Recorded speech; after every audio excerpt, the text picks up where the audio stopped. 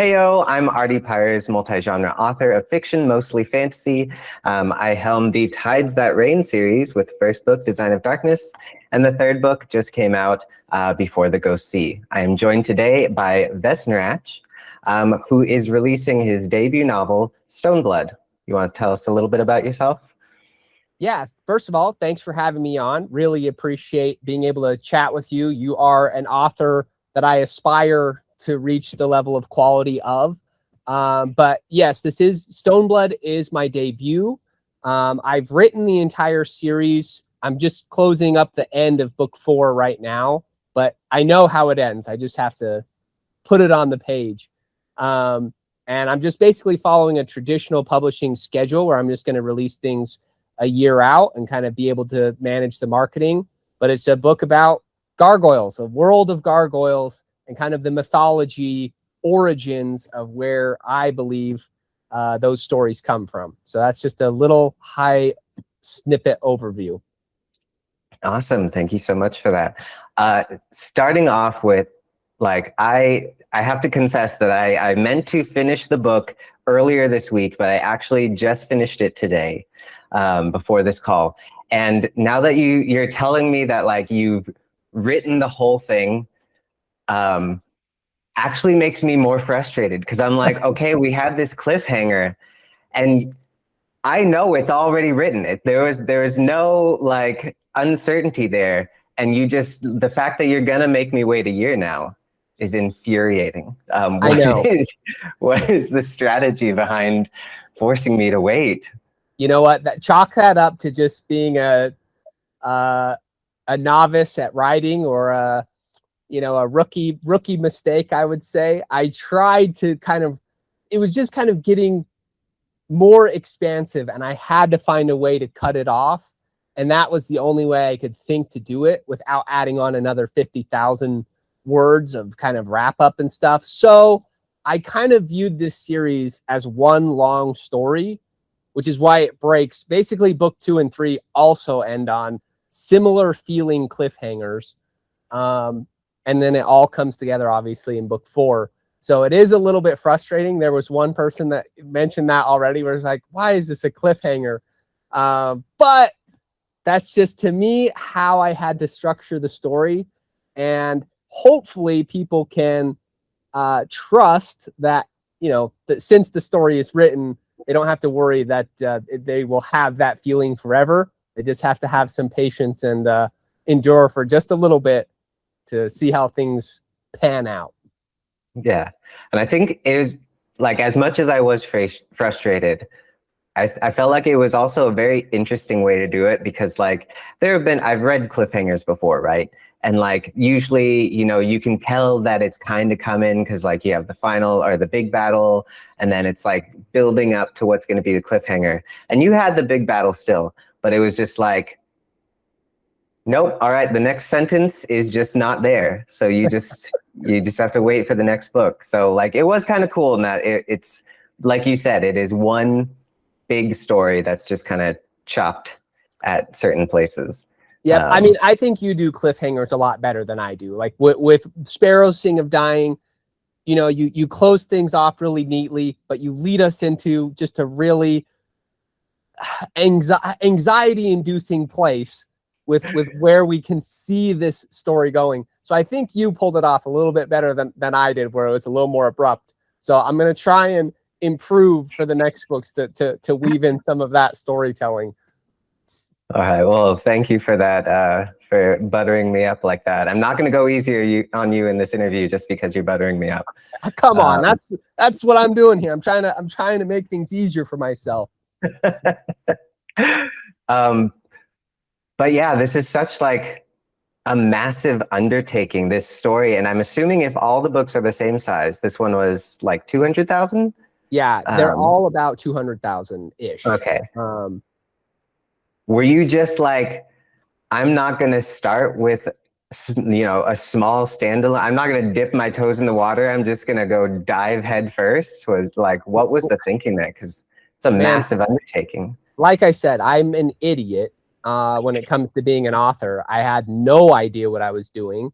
And had I done just a little bit of research before writing was just a hobby for me. That's why really I wrote 3 books before I really thought about publishing.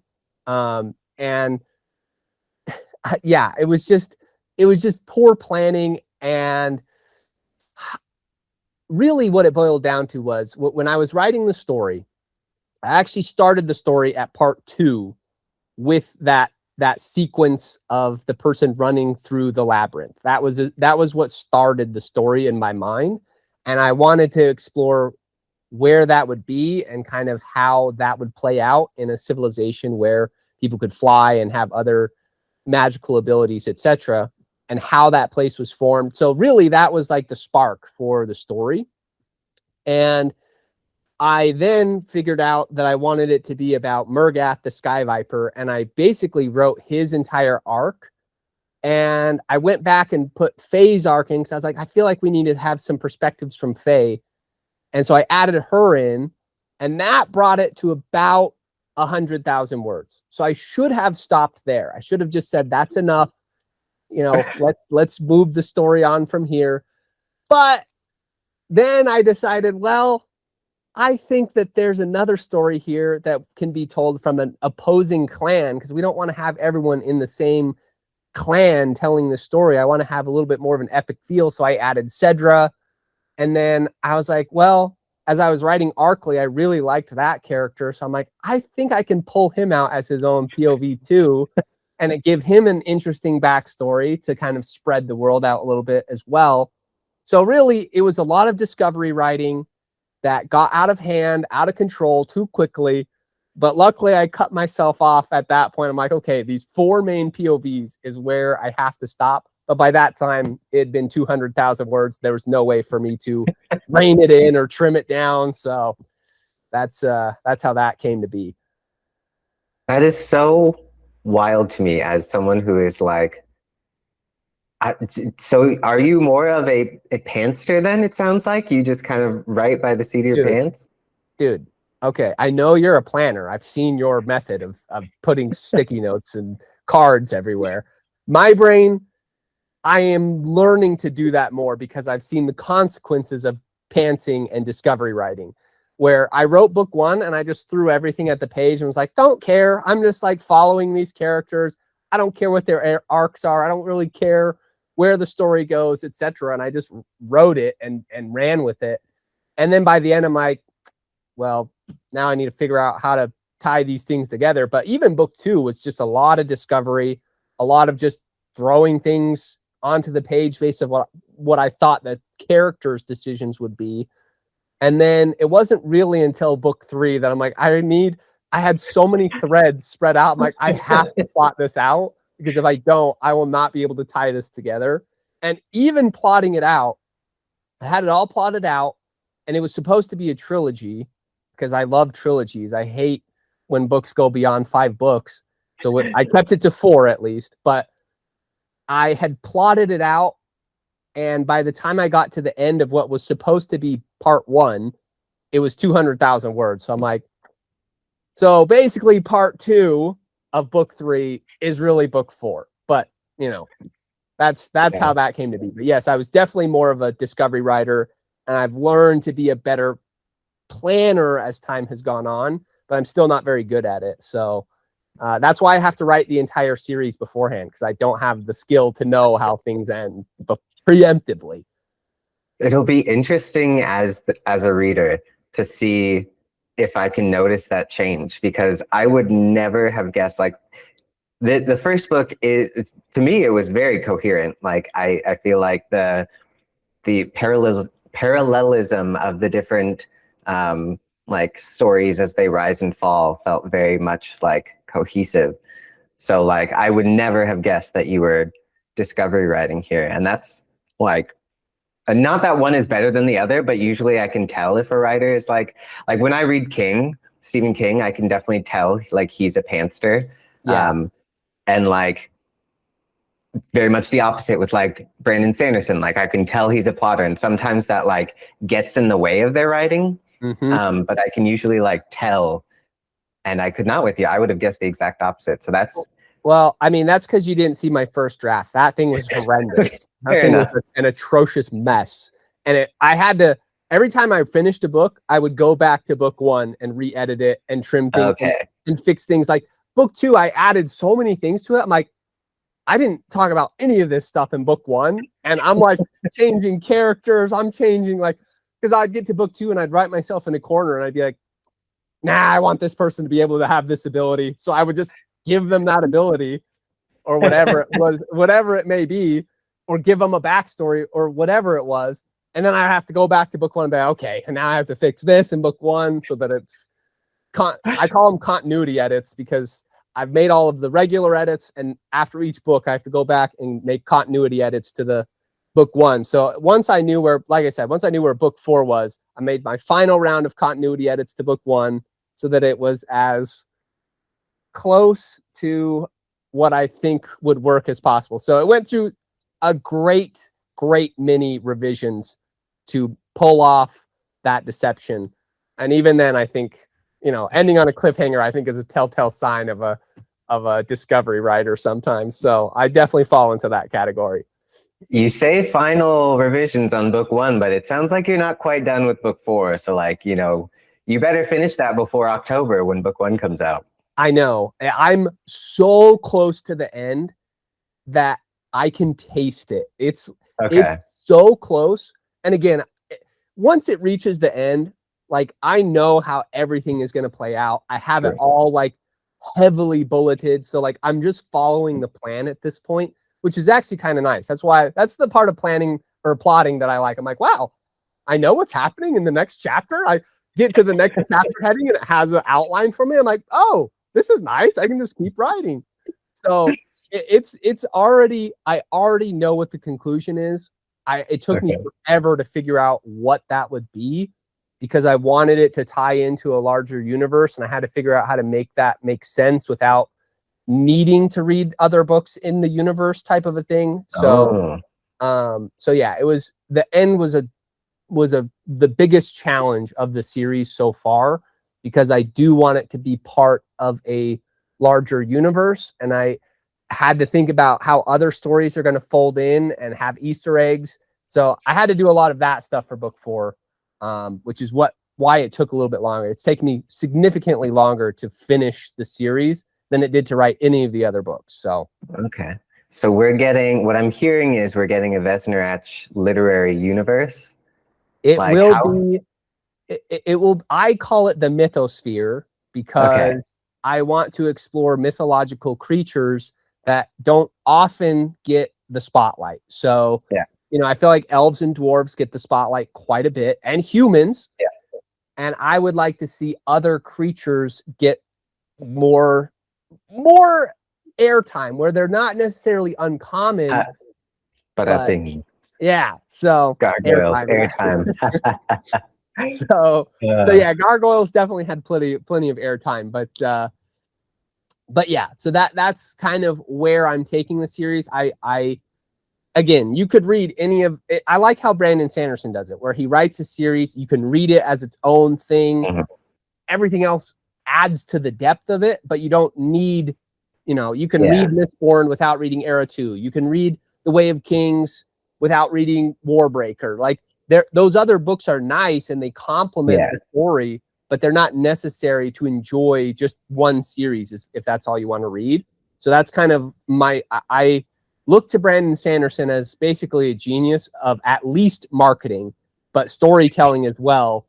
And so I like to model my own strategy oftentimes after the things that he does because it works really, really well. Yeah, it does. And like you said, it's like a good balance of like, it never becomes homework, which is what I feel like eventually became an issue with like the Marvel Cinematic Universe of like, if you skipped one thing, you were out of the loop. And then it was just like, where am I? And it was just such a cash grab. Like they put no love was in any of the movies post Endgame. Like it was just like there was no passion. No one cared about the projects.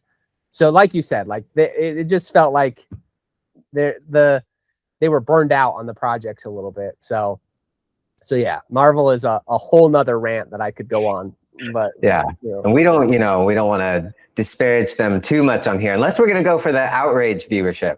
I mean, rage bait does get engagement. So I can pull out rage bait comments that I can stand behind. I've done it in tropes videos with other booktubers. Yeah. Like, I am happy to stir the pot upon occasion. I can already see my YouTube title now. Bring it on. There you go. I openly criticize, and again, I know that my literary abilities are nowhere near a lot of these other giants, but I will still criticize them because that's part of what I have to do on my channel, where I have to review and analyze books.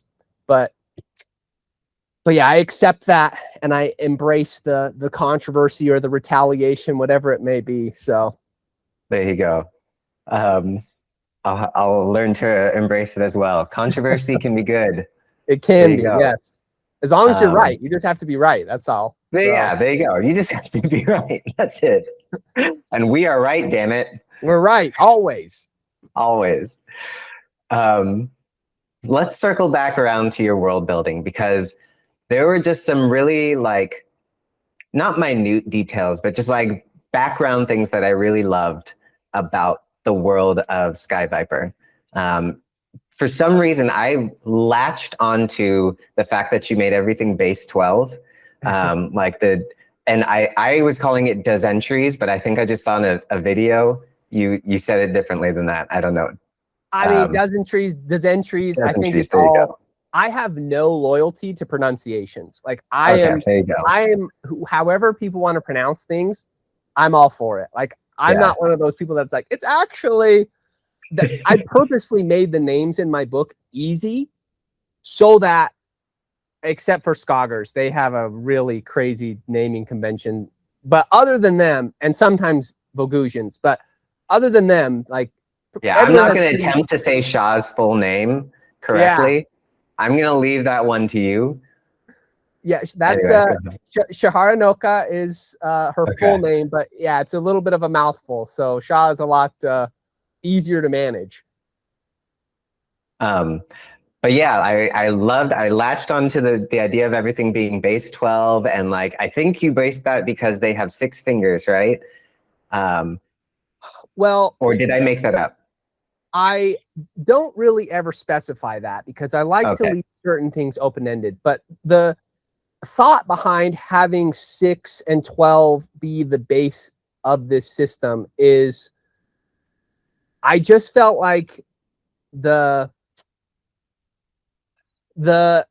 base 12 has more scientific kind of roots, and the origins of this planet are actually very scientific because they are geologists, more or less. Like these are a species that derive their power from stone, and so they have entire sections for people who use sedimentary rock, igneous rock, metamorphic rock, and so they know all the components of these things. So they're just have more scientifically minded people, which is why they also have more skill with developing metals. Like they can create titanium and those more advanced metallurgy type stuff.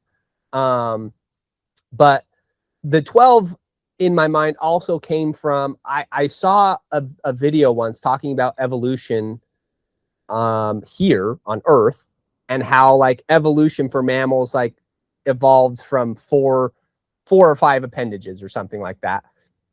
And like that's how everything was spread. And so I was like, well, I want to have a world where things evolved from 6 appendages, basically. So that's where the wings come in. And then the animals, I tried to give additional appendages to also have them fit into that overarching structure. And then, yeah, they just kind of have more of a carryover from a past ancient civilization that was essentially destroyed. And they just follow that system, even though they're very barbaric, in this day and age that we're reading about. Yeah.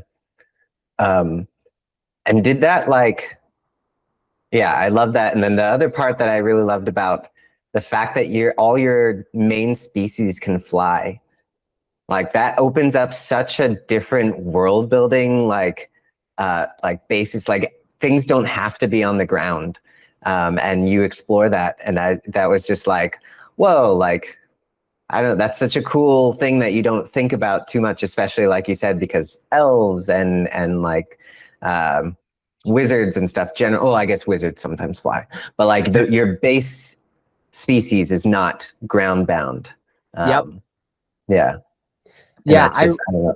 I read a book when I was a teenager.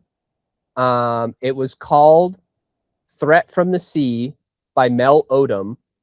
And it was a book about, I haven't read it in probably 20 years, so I don't know how it holds up. But it was a book about sea people and how they were able to fight from all different angles and because they're in the water. And I remember loving that concept of like, you can get attacked from above, from a below, instead of it being so linear. Yeah. So that was another reason I wanted to tackle the gargoyles first out of all the fantasy creatures, because I just loved the concept of how would they approach battles if they could fly, if they had to have more of a 3D attack, situation. So yeah, it was a lot of fun to explore that concept.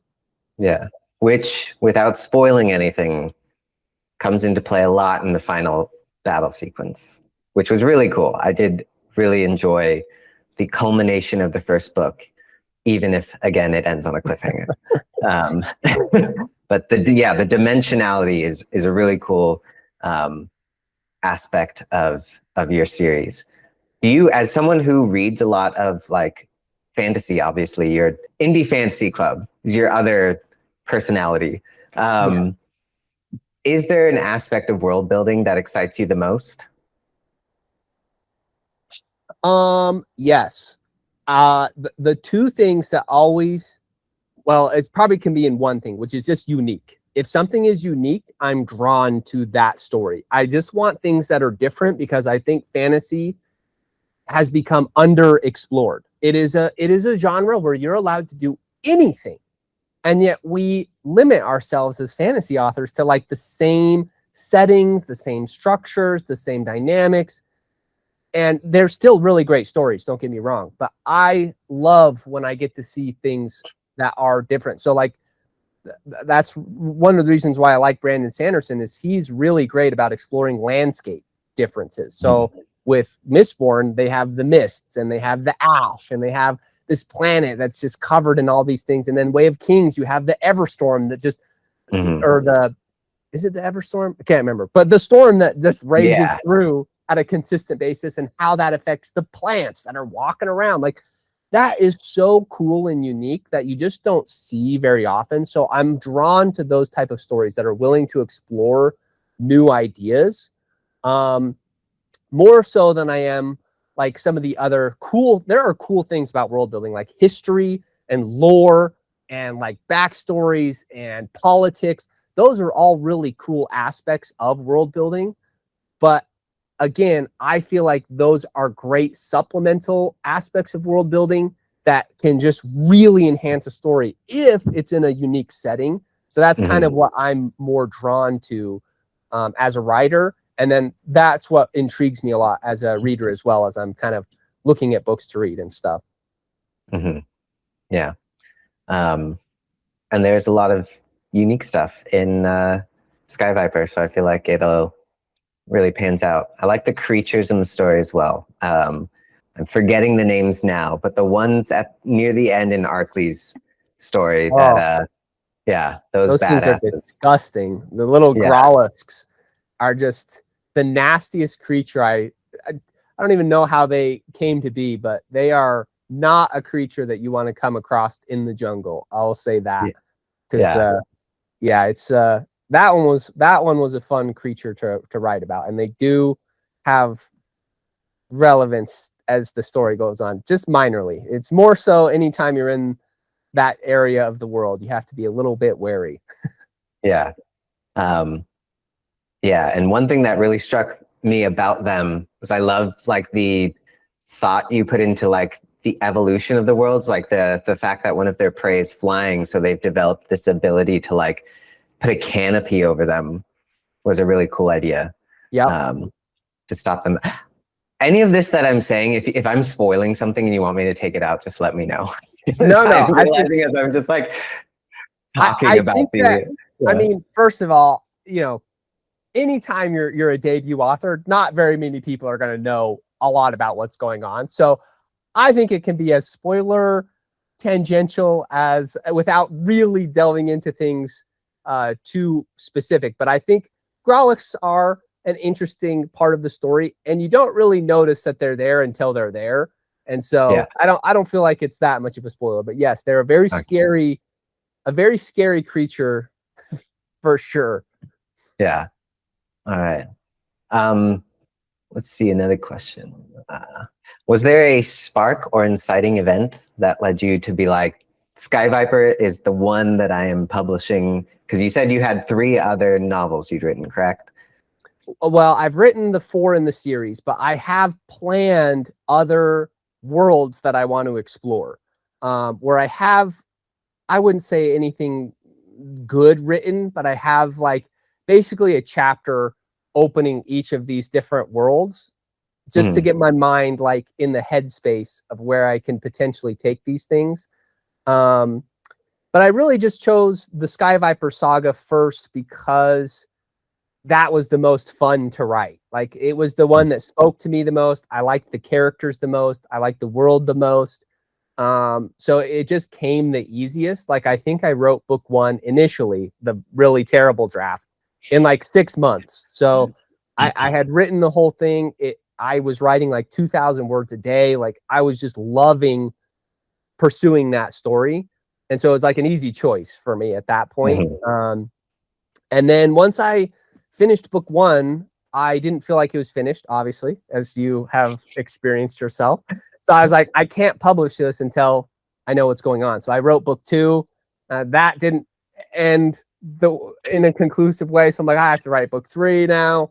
So yeah, it was more so like I couldn't bring myself to publish something that I didn't feel like I was confident in where the story would go. Because as a fantasy author and fantasy reader, the damage that certain authors have done to the community by not finishing a series. So, and I've gotten that feedback from people, especially in the indie fantasy space. One of the reasons that they don't read indie fantasy is because indie fantasy authors just don't finish their series a lot of times. And so they'll read a book from a fantasy author, they'll love it, and then see that, they quit because, I mean, I understand life is busy. Indie fantasy writing doesn't always pay very well, if at all. It's a lot of work to put in to really market your stuff. So I get all of that, but it definitely can taint a reputation for the entire community as a whole, but also for an author. So I by having them all written, I can feel confident saying, yeah, this is done. You just trust the process. You don't have to worry about this not finishing. I thought about doing something where, like, running a campaign where for every 10,000 copies I sold, I would take off like 2 months of the next publish date. So that way, if I got a bunch of sales, then I could publish book 2 faster. But I don't know if I want to do that. But that was something I was thinking of as well once I started kind of wrapping up book 4. But we'll see if we get to that point. We'll see kind of what the reception is. But again, I'm very well aware of how the marketing and sales process goes, especially in the indie space. So I have no illusions, but I have goals. But I'm also like realistic. So you gotta have goals, even if you don't hit them. Exactly. It's still guiding the way. Have you been like, are you an author who reads your Goodreads reviews, or do you just let them lie? So yes, I definitely read them. And I understand the hesitancy of people not reading their reviews because you don't want it to damage your mental health, basically. Like you don't want it to spiral into like, oh, I need to fix all these issues with the book. And you also don't want to become an ego maniac based off of good reviews either. So I do read them. And also I get people, I've had 2 or 3 people message me privately and they're like, I hated this book and here's why I hated it. And oh, wow. And I'm okay with that because they did it in a constructive way. It wasn't malicious in any way. And they had valid feedback. As a debut, indie fantasy author, I welcome those types of reviews because I'm not an expert by any stretch of the imagination. I'm learning as the process goes. I'm trying to get better. And so I think those harsher critiques are just as valuable. And, I went through all that process with writing groups and beta readers and stuff. So maybe I'm just more like calloused to that type of feedback. But yeah, it just doesn't really bother me.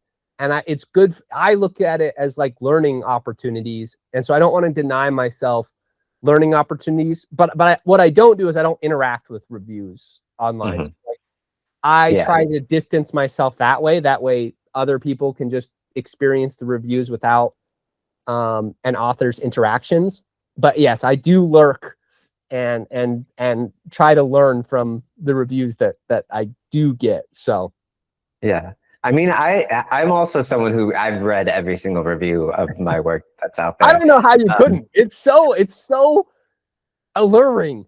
Yeah, like you gotta know the good and the bad. And like I generally don't have a problem with bad reviews, but like the fact that people have messaged you privately is like, I haven't had that experience, at least. And I don't know if that's just because I'm not as much of an online presence or what, but that just seems so bold to me, to be like, hey, you. Well, they were very respectful. They were like, hey, can I message you about my thoughts on because they had only read the prologue and the first chapter. And you know something? I wish they had read it sooner, because the thoughts that they have for the prologue, I was like, oh my gosh, I could have made this so, like, I already like the prologue. That's why it is the way it is. But it could have been so much better after they gave this like one specific piece of feedback. I'm like, that would have made it really cool. I don't think it would have worked with what I was trying to do, but if I had known that, I might have been able to figure out a way to work it that way. But so definitely valuable. But I'm not the type of reviewer that feels bold enough to do that either, except for the people that submit their stuff to me. Like I get people who willingly put their books into my arena, and then I tell them, if it doesn't meet a certain standard, I'll just message you privately and tell you, why I had the DNF or why it's not working for me. Again, as respectful as possible. But yeah, I think that feedback is really important for this community, the indie author community, because we don't have access to publishers. We don't have access to editors. Yeah. And so the more we can open ourselves up and learn and grow and develop, I think the better. Yeah. I'm like so curious now, like what that feedback about the prologue was. I might have to ask you that later, or if you're willing to share with me later. Of course, it was great. I mean, I'm telling you, it was great feedback. Like, essentially, I'm just going to tell you, okay? So people can know that it could have had a different angle, but I don't think that it would have worked. But it was still good feedback. But there's a moment where Murgath basically has a battle with a squadron in the sky. And when he's done with that, he goes to the Yseed, which is this ancient religious pyramid in his enemy territory. What this person said was they wanted to see, rather than the sky battle, they wanted to see basically the starting point be Murgath landing at the entrance of the Yseed and him being the one to single-handedly clear it out, rather than having, the people fleeing into the void and those. He wanted there to be defenses in the Yseed and Murgath basically marching his way and just slaughtering people as he goes deeper into this cavern. And I was like, you know what? That reminded me of the scene where Darth Vader enters the ship, and they're like, and he just like charges toward them. So I was like, I could have done something like that, where the Sky Viper is coming. There's nothing that you can do, and he can just mow his way through these people. That would have been epic. I loved that feedback. But again, I don't know that I could have, with what I wanted to do with the rest of the book, I don't know if I could have worked that in. But it was definitely like, I love hearing other people's perspectives. But again, I try not to let that influence the story too much, right? You have to keep your you have to keep your own voice and your own vision alive, despite, you know, maybe cool things that people do have to offer. So I'm always very appreciative. Yeah. Now I'm like thinking about that, being like, how would that have changed things? And I don't know. I feel like, the cool factor would have definitely been there, but I don't know if like story wise, we're coming into Murgath as kind of like an aging hero. So I don't know. Yeah, I don't know. It's interesting. Yeah, it would have been an interesting dynamic, but you know, I had to respectfully disagree with that. Yeah.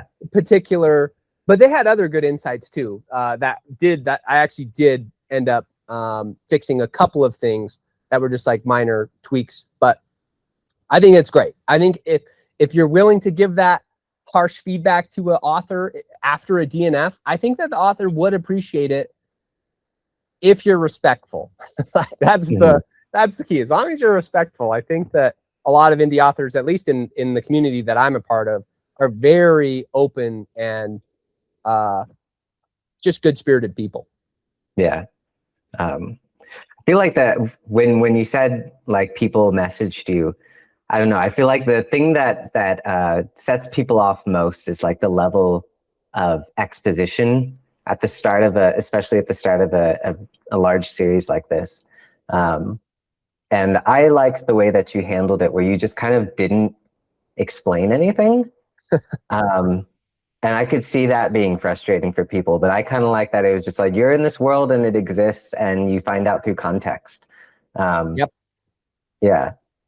And I mean, was that you do like, a really good job of that as well. Again, I think you are a much more refined author than I am. And so for those watching, if you want to compare my book versus R.D. Pyre's, you will see his version is much more polished and neat and refined. And he also dumps you into his world, but he does it in a very elegant and beautiful way that I need to learn from at some point. you know, I feel like we're both in epic fantasy, but I feel like we're in two very like distinct but subtle, like Sky Viper is so action packed and like it's epic in a way where that mine is very, I feel like, slow moving. It's not that it's slow moving, but there's a lot less movement in my book. So I feel like it's not necessarily that mine is more elegant. Your books, I was thinking about this after my review of Sparrow Sing of Dying. Your books and your writing style reminds, and I don't say this because people know my opinions about this particular topic, but your writing style reminds me of Robin Hobb. So she is very deliberate. She's very articulate, very beautiful prose, great character exploration, but it does have a slow burn to it. And I don't like Robin Hobb. So the fact that I like your books, I don't know what that says, but at least I feel like your characters have main character energy. Her characters, I'm like, why am I reading about a side character? What are we doing? So man, we're ticking off the boxes here. First Marvel, now we're going after Robin Hobb. I know. Man, the controversy is flowing. I'm getting you those engagements, okay? So put that in the thumbnail and people will click. This guy hates Robin Hobb. But is that like something that is through all of your fantasy writing where you just kind of don't do exposition? Or is that like because of your preferences as a reader? Like, was that a deliberate choice? It was a deliberate choice because I feel like authors should trust the readers. Like, readers are smart, and so many authors think that their readers are dumb. So they feel the need. I would rather my readers have questions. Ask questions. I would rather you not know how something is going or a reason behind something or I love that. Because that stirs discussion, that stirs community, that creates conversation. What doesn't create conversation is when you lay out every single thing, explain how every single thing is, where it comes from, why it what is there left to talk about with people at that point? Where's the mystery in the world? Where's the mystery in the world? you want to, for me, with my readers, I want them to be able to have disagreements about where they think things come from, what they think motivations are. Like, I want there to be some level of ambiguity so that people can have disagreements, you know? And so it was very, very intentional. Now, I also, again, was doing a lot of discovery writing. So, and I didn't necessarily plan to publish. So I didn't care that people didn't know what was going on. So that helped. Book 2 and book 3 do a lot more, I would say, explanations, because we start to discover a magic system, and you have to, it's folded in naturally because it's being discovered. So I feel like the explanations and the acquisition of knowledge around the magic system has more of a natural feel to it, but it is going to be more exposition in that sense. We will probably get a little more exposition and explanations when it comes to histories and backstories, those types of things. But yes, so I do explain a little bit more as times go on, but I do mostly keep to the philosophy of just trusting the readers to know what's going on. And if they don't, you know, then it's probably not for them, and that's okay. Yeah. I do feel like it is warranted that you get to explain more as the series goes on. Like, the third book in my series is so much fatter because, I don't know, I got to the third book and I felt like, okay, like, if you're still with me at this point, then you care about this world. I'm allowed to give you more background because you'll actually stick with me. Whereas if I'm info dumping and the first book is just a slog of me explaining things, like, you don't have a basis for anything yet. So, like, you're more more likely to turn away.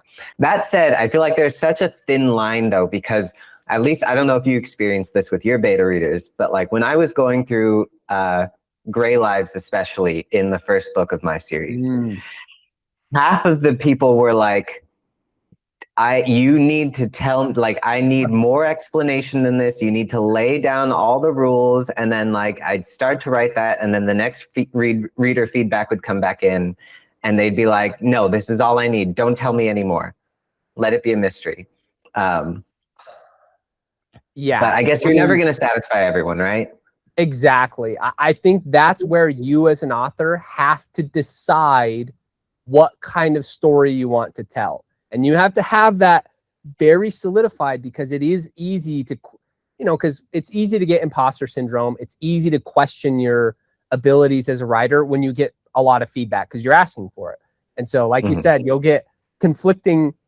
With my beta readers, it was like they would ask me questions and I would just decide whether or not I wanted to answer those questions in the book. If I'm like, ooh, that actually is a necessary question that I probably should answer, or I'm glad that you have that question and I'm not answering it. Like, so that's kind of how I approached feedback with my beta readers and writing groups and stuff. So, but yeah, I think that authors just have to be very, very intentional. Because I mean, because I could see either argument for Grey Lives. Like, I could see an argument like, because it's so cool, I want to learn more about how this stuff works. But on the other hand, it's cool because it's mysterious and I don't know how it works. So, like, it's a very delicate balance that I think authors have to approach. Yeah. And I feel like that's part of, like, what makes someone a good or bad author, for lack of a better way to express it. Just like, because I'm sure we as the world builders have those answers, right? I could go on and on about Grey Lives the same way I'm sure you could go on and on about everything that's in your book. And it's just like determining that level of what you want to actually express on the page or not. Yep. And maybe, you know, someday you publish the compendium of all your notes. Yeah. Well, that's the other thing too. I feel like this is part of my strategy overall. I feel like books try way too hard to cram everything in. And it's like you said, especially in a book one, like once you get down the line, readers trust you, then you can get away with a lot more. But for that first book, I wanted it to be as lean as possible. Me saying as a 200,000 word. Like, to say that's not lean. It doesn't mean much, but So that's why I wanted to compile basically like, I don't have time to do this, but at some point on my website, that's where there will be additional information where they can see, okay, here's the glossary, here's the explanation of things, here's a backstory, and it will give them all the pieces if they want it. If they want to pursue more, here you go. Here's the resources. I don't want to put it in the book. I don't want the book to be 1,000 pages long. I don't think it's necessary. But here you go if you want it. I think that again gives readers a chance to interact and engage with a story and with an author and with, you know, a universe in that sense. So I think my brain works in a marketing way because that's my job. And so I think about how I can use different elements as marketing tools. So that's also why I think of that. It's like, if there's gaps, go to the website and get all this free information, Easter eggs, all those other different things. So it's all part of a larger strategy. Yeah. And in a book that is like about building mythology, that's such a good way of making a mythology, right? Like, some people know the base level, some people know the deeper, like you can study this thing, which is very cool aspect that I feel like we don't maybe have as much of anymore. I don't know, like when you think of Lord of the Rings and the level of detail some people can go into, obviously, you know, not everyone can be a Tolkien, and that's an insane amount of detail, but yeah, that's what brings so much community out of the Lord of the Rings as a series. And even that's what brings community out of the Cosmere as well. Like, Brandon Sanderson doesn't have to do any of that stuff because people love his story so much that they create the Wikipedias for all of his magic systems and all of his worlds and how they connect. Like, they're doing all of the grunt work of tying his world together. That's the goal, is to get to the point where other people create. I want other people to. So I don't have to worry about all that stuff. But in the meantime, I'll have to create it and give at least something. But that's all the idea. You and I make a switch right now. I'll do it for Sky Viper. You do it for Tides That Rain. That way, we're not making our own. I love it. Well, it comes from a fresh, new perspective, how things tie together from the outside. Yes, I love it.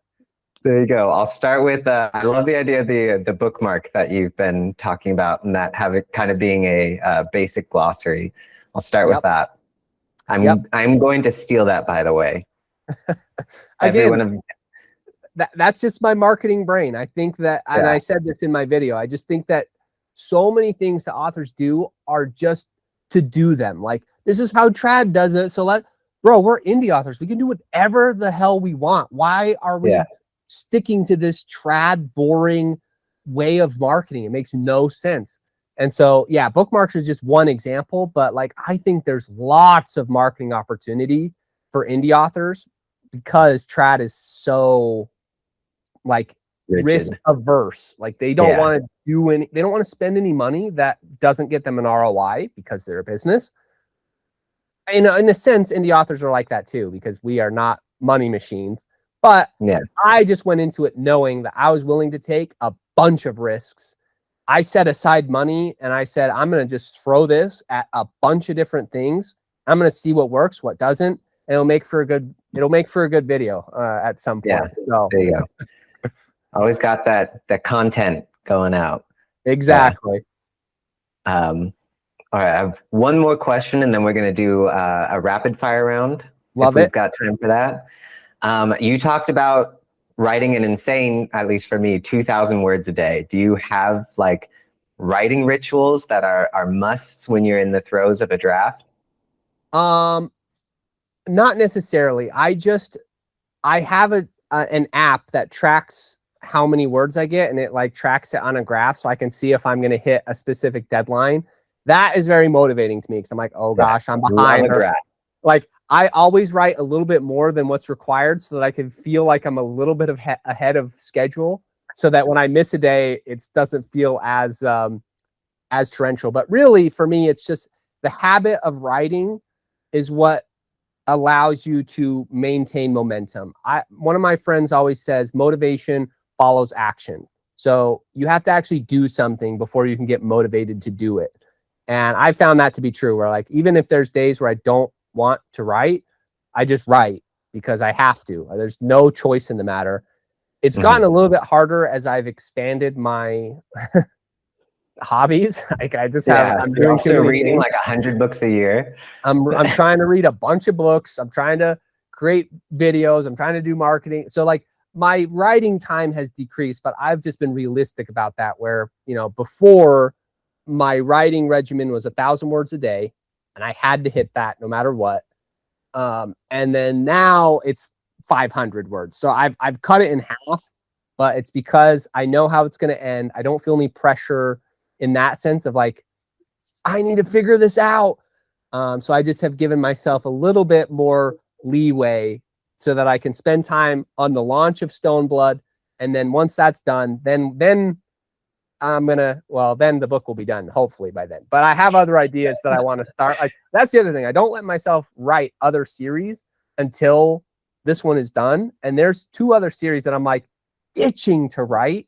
Like I'm so done with the Sky Viper Saga at this point. I'm like, I've spent 6 years with it. I'm ready to move on to the next story. I love this story, but I'm sure you feel this too. Like there comes a point where like this part of my journey is done and I'm ready to go to the next thing. So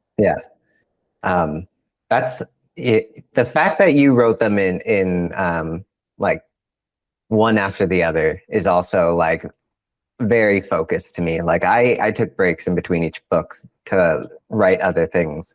So I can definitely see like, oh, I've just been in this one world for 6 years. I need to do something else. But like you've said, it's going to still kind of be in the same world, but not really, it sounds like. Yeah, so. It'll be the same universe with the same overarching components, but it will be a completely different world and series. It will not be, it will virtually be unconnected except for Easter eggs, more or less. Okay. All right. So we've got that to look forward to. Yes. There's at least 4 more series to write. Oh man. Are you gonna like, do you think you'll do the same strategy where you'll finish writing the series first before, if you end up publishing these, or do you think you'll 100%. In fact, I'm going to use that's why I'm using the rapid release strategy, is so that while I'm publishing these books, I'm going to be writing the next series, and then that series will be done by the time the final book in the Sky Viper Saga publishes. Then I'll have the next year, and then I can just go right on. Yeah, right you've on got track 3.5 years to write the next one. Yep, exactly. There you go. All right, let's do. I know you got to go soon. Let's do a rapid fire question round. Okay, I'll try to keep it brief. I know I'm a chatterbox, so. No, that's good. So just answer on instinct. Okay. So, 1, which Stoneblood character would survive the longest in the real world? I'd say the POVs. You can limit it to that. Murgath, sure. Murgath, yeah, that's true. Murgath is incredibly difficult to kill. Like, he literally conquers the world looking for someone to kill him. This man wants to die, but he wants to be killed by a worthy opponent, and none exist. So, and has incredible stealth. He has incredible strategy. Murgath, hands down, would be the most equipped to survive any scenario. Even though he is aged, he is quite a bit older, I would still put my money on him for sure. Okay. I love the idea that he's just going to come here and just start slaughtering humans. Just like that's the. You don't want to get in his path, that's for sure. If you're his enemy. Okay. 2, which character would you least want to go on a journey with?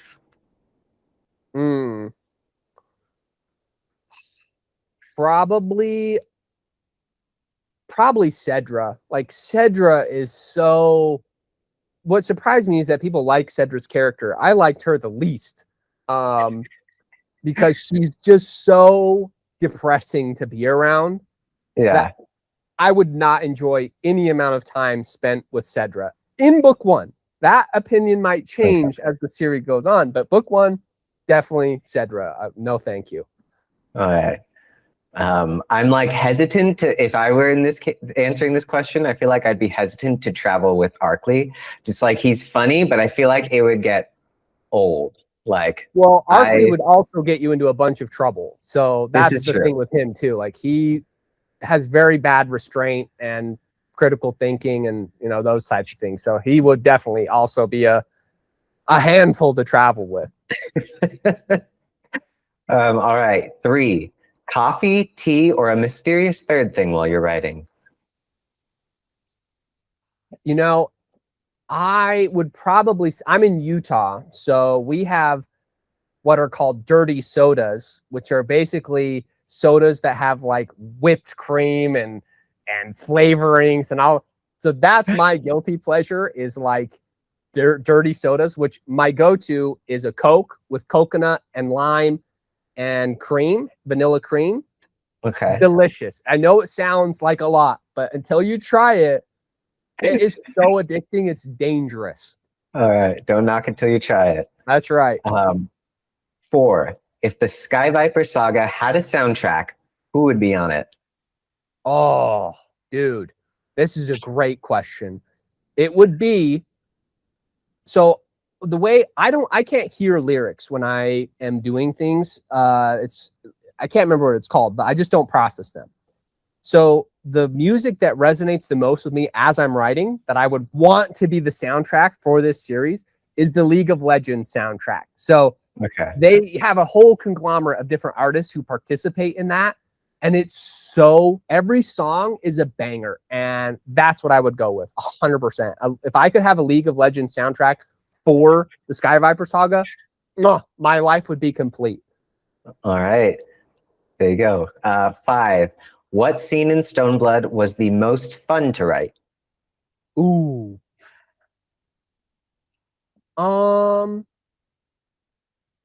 Man, the ending sequences for all of the main characters were so much fun. So I really liked the Arkley sequence, especially with all that he had been through and just his desire to still do good and to overlook his past and different things like that. I loved writing that sequence and the Grollisks and that kind of creature element.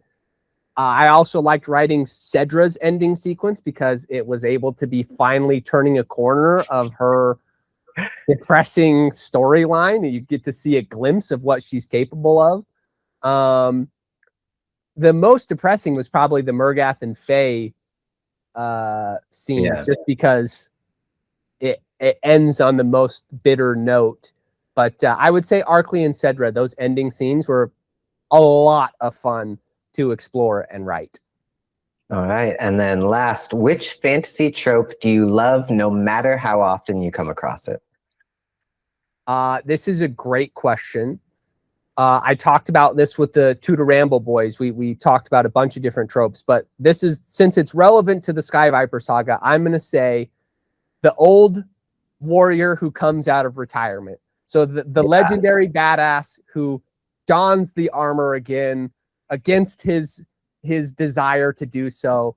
I love that trope, and I would eat that up no matter how many times it was served to me. It is my all-time favorite. I love seeing just the legendary warriors return to the limelight after a retirement or whatever. It's fantastic. So yeah. I did my own take on that with Murgath, but like the John Wicks and the Takens and the those types of stories always get me. All right. I think that's all the time that we have. Thank you so much for joining me, Vesneratch. Stoneblood, the first book in the Sky Viper Saga, comes out in October. Make sure you check it out. And any closing things you want to say? Yeah. Go check out Before the Go See, which is the third book in the Tides That Rain saga. If you have been reading his series, and if not, go start with Design of Darkness. That's on my shelf right here. It got a 9.1 out of 10. Sparrow Sing of Dying, book 2 got a 9 out of 10.